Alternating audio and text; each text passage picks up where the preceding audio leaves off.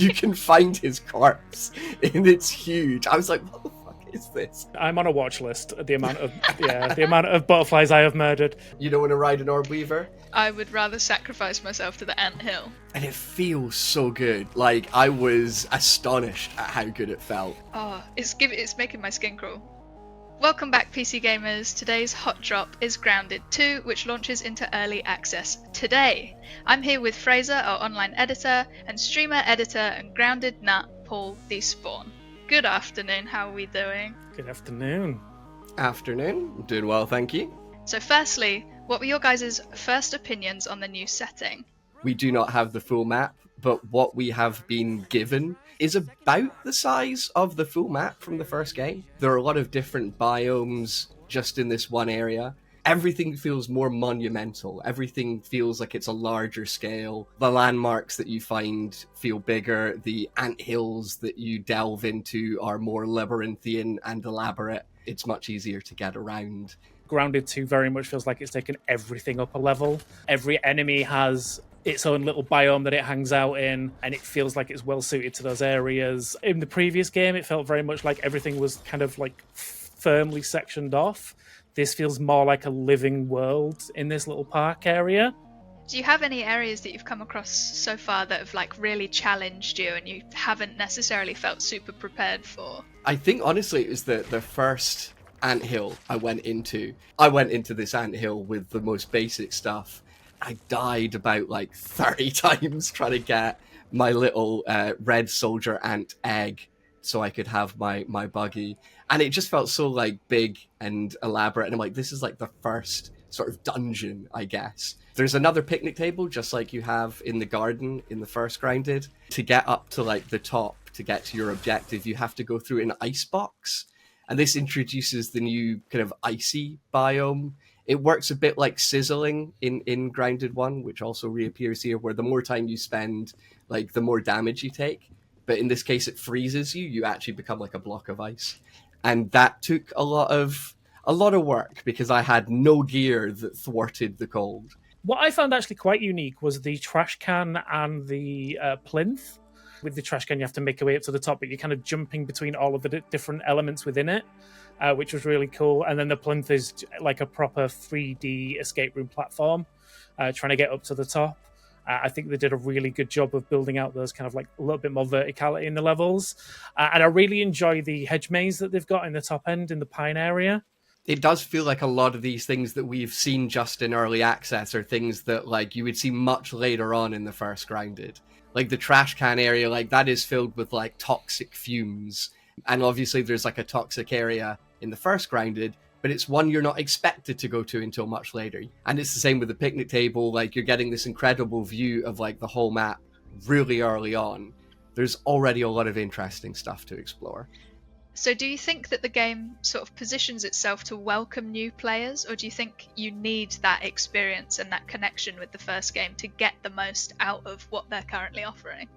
Yeah, I don't think you really need to have played Grounded. Like, it's a direct continuation, and I think the story plays a more central role this time, but I do think that it fills you in on what happened. You know, it's like, hey, we've made a statue in the park. The reason you're in the park is to sort of, it's the anniversary of the event. And then an explosion goes off, Burgle gets his head ripped off. You can find his corpse, and it's huge. I was like, what the fuck is this? And I just went up and I'm like, it's my buddy, Burgle. That first moment when it pops up to say, you've just found a landmark, and it's Burgle, it's like, oh no. Oh dear. Oh no, my little guy. I think that Grounded 1 is still a brilliant game, but I do think that this might make it so that there's just no point in ever playing Grounded, because it has everything Grounded has, but loads and loads of improvements and quality of life tweaks. Absolutely. I think you can get everything you need from Grounded 2. I think they do a really good job at the beginning of explaining what's happening in the world.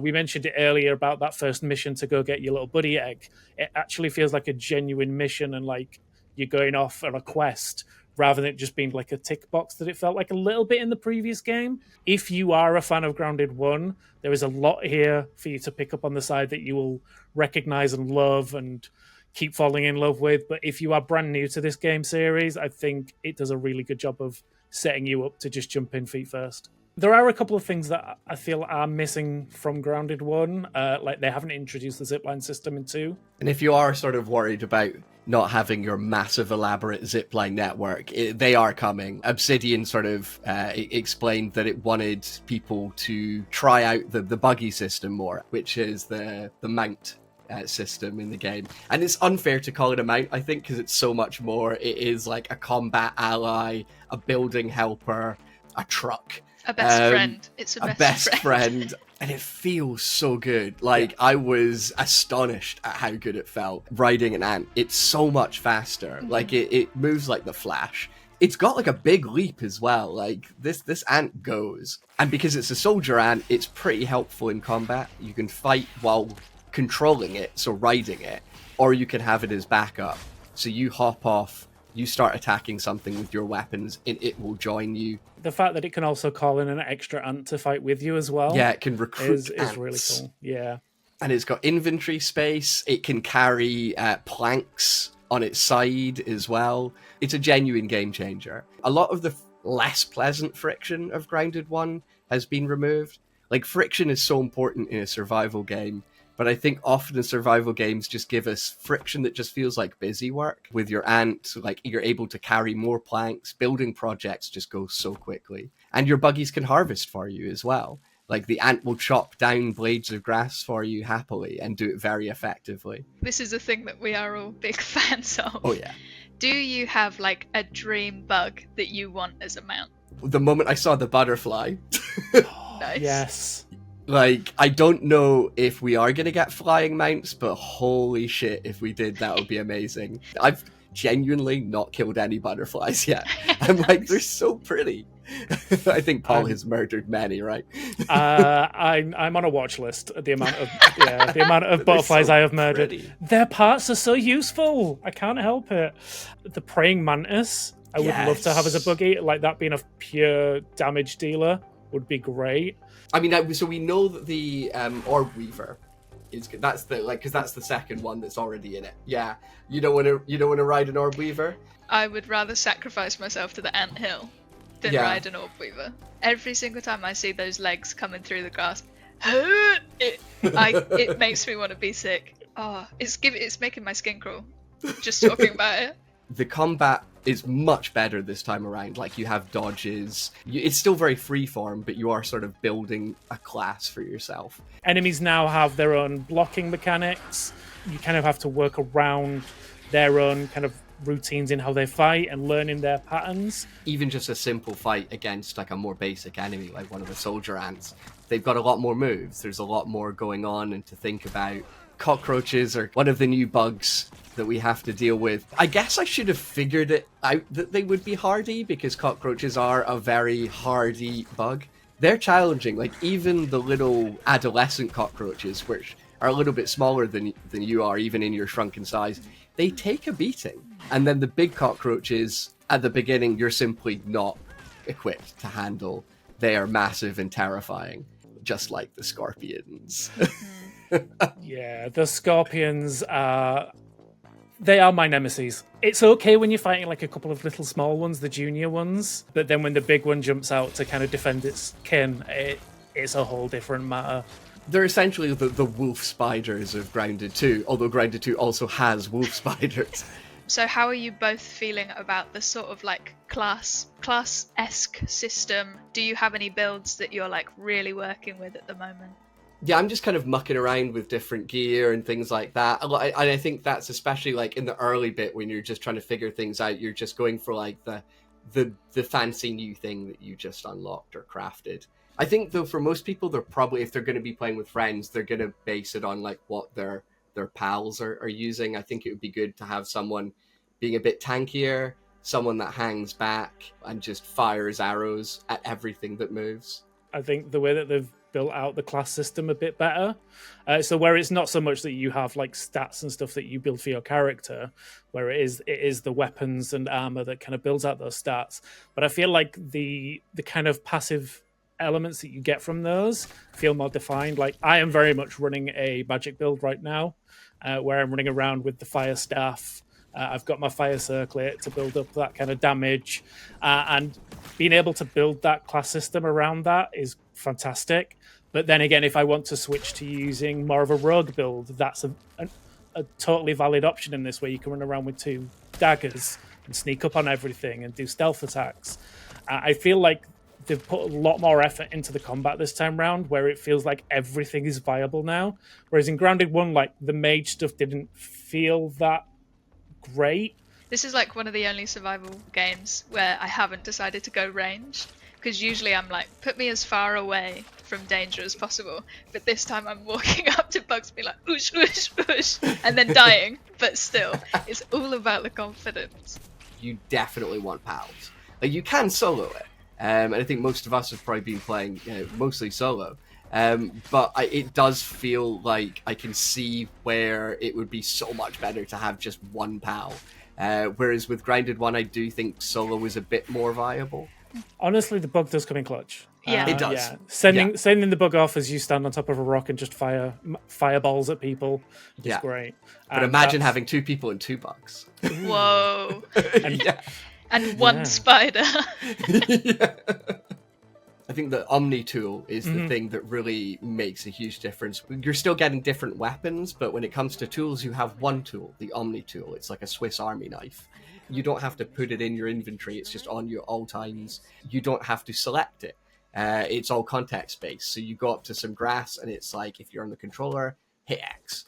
A pebble, hit X. And it just whips out the appropriate version of the Omni-Tool. It means you're not having to constantly like swap and mess around with your hotbars, but it maintains the progression of the tool system from the first game. You don't just get all the tools. You get the Omni-Tool and a couple of basic ones, and then you have to unlock more and then upgrade them to higher tiers, which pushes you further out into the map, facing more challenging enemies. So all of the good things that system had have been maintained, and all of the annoying things have been eradicated.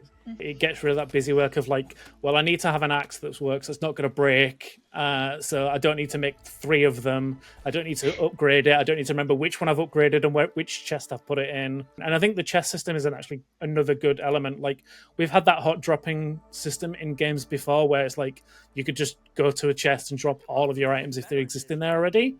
But I think now the way that Grounded does it is kind of base level. So like, if you've got, say, bug parts in chest 1 and minerals in chest 2, and you go up to one chest, it'll just automatically separate them into across the lot of them. I think that's the thing I love the most about this right now, is just the streamlining of just letting me get back to playing the game and not worrying about where my different pieces of elements are. Obviously, we are in early access. Is there anything that stood out that you would really like to see changed, or is there anything that you want sort of desperately added ahead of for a full release?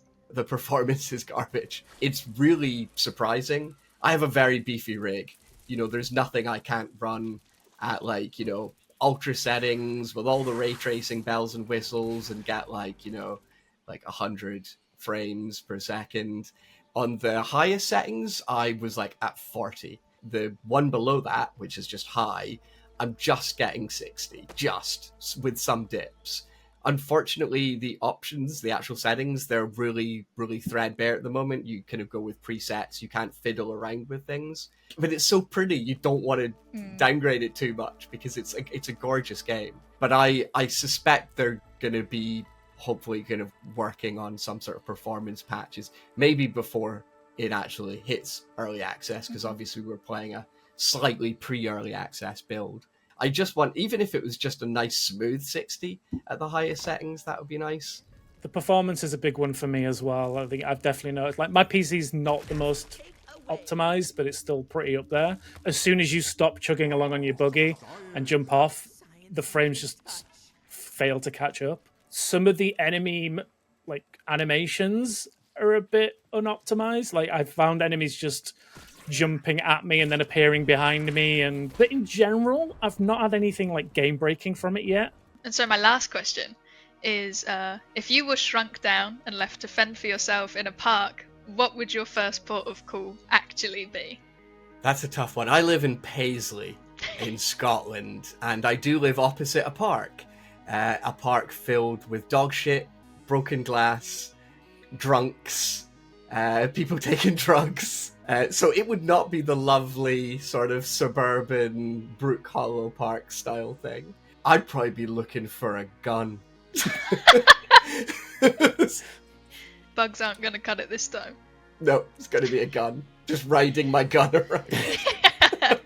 I think for me, it'd be finding a piece of paper and a pen to write my last will and testament, because I don't think I would survive. I think mine would probably be like find a big leaf and then maybe just lay under it until it all blows over.